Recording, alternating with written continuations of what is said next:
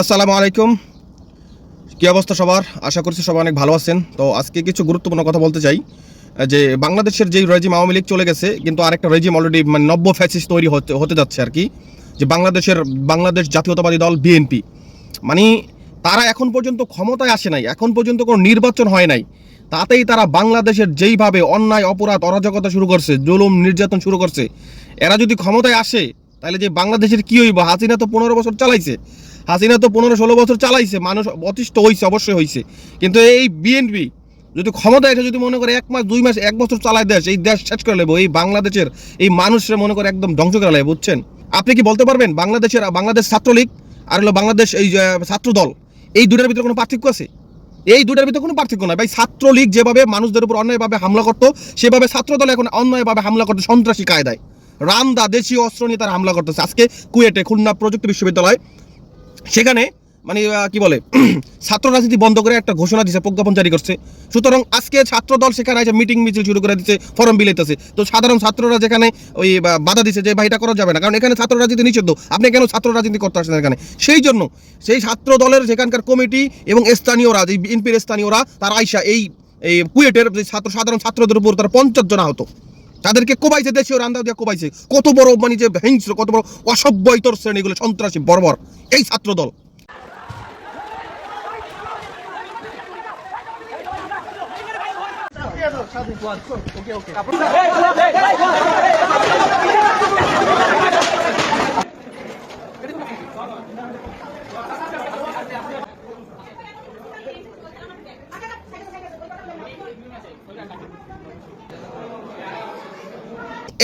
এদেরকে যেখানে পাবেন আপনারা প্রতিহত করবেন।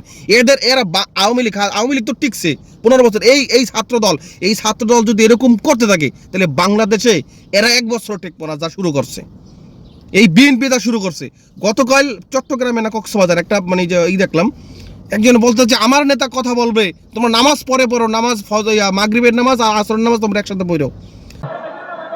সালাউদ্দিন শাহ বারার নেতা গুরুত্বপূর্ণ বক্তব্য রাখব, ওনারা আর এক কুফাতি মৌরের নামাজ আর আসরের নামাজ পর্যন্ত। মানে কতটা স্টুপিড, মানে অশিক্ষিত, অসভ্য। মানে তোর লেগে নামাজ তুই কে বেড়া? তোর লেগে নামাজ বন্ধ করে রাখবো কি লেগে? তুই বন্ধ 5 মিনিট 10 মিনিট পরে তুই তোর কথা বল, তোর নেতা কথা বলবো, তোর তারেক রহমান কথা বলবো, সবাই কথা বলবো, সমস্যা নাই তো। হ্যাঁ, এটা ফাইজলামি। তোমার জন্য নামাজ বন্ধ করে দিব। তুমি ওই দিকটা তুমি জামাত ইসলামের শিবিরের তুমি এই যে না কি বলে কার্যালয় তুমি হামলা করবা, তুমি অফিস ভাঙ্গে ফেলাইবা। তোমরা এখন তোমরা গণতন্ত্রের কথা বলো, তোমরা গণতন্ত্রের জন্য লড়াই করো, এটা কি গণতন্ত্র? হ্যাঁ, তোমরা মানুষদেরকে তোমরা এখনই জিম্মি করতেছো, রাস্তাঘাটে চাঁদাবাজি করতেছো, অটো স্ট্যান্ড, টেম্পো স্ট্যান্ড সবকিছু দখল করছো, কবরস্থান দখল করছো। এটা কি কোনো সুস্থ রাজনীতি বলে?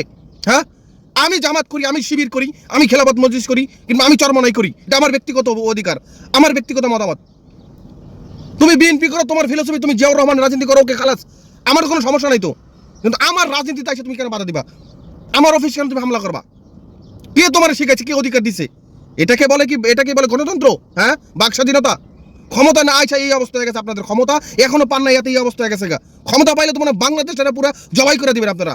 আওয়ামী লীগ তো মনে করো যে এই বাংলাদেশের আস্তে আস্তে ইন্ডিয়ার কাছে বিক্রি করছে, আপনারা তো মনে করো ইন্ডিয়ার কাছে এখনই বিক্রি করে দিয়েছেন। হ্যাঁ, ফাইজলাম শুরু করে দিয়েছেন। কথা বলা যাবে না বাংলাদেশে, এখন কথা রাজনীতি করা যাবে না। ওই স্থানীয় সরকার নির্বাচন চাইলে আপনি রাজাকার বানায় দেন। হ্যাঁ, ফাইজলামি পাইছেন আপনি।